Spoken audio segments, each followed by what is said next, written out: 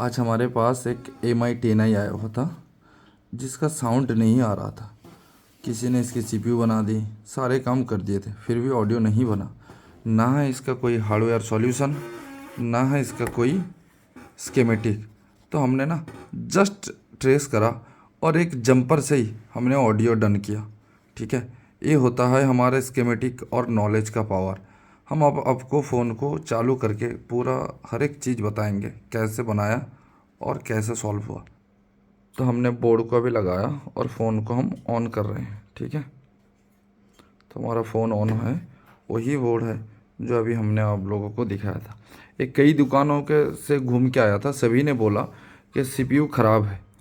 हमने एक एक लाइन चेक किया, हर एक लाइन को ट्रेस करा और थोड़ा टाइम लगा क्योंकि इसका स्कीमेटिक नहीं है, ना बीट मैप, ना कोई हार्डवेयर सॉल्यूशन, कुछ नहीं है।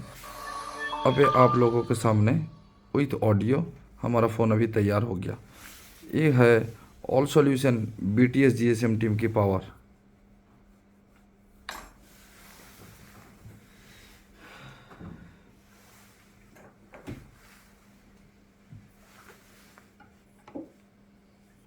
फिर भाई भैया देखना एक मिनट इधर को। अरे स्कीमेटिक ये स्कीमेटिक अरे ये वो है ये देखिए ये है ये आप देखिए, रिंगटोन हमारा पूरा बज के तैयार हो गया।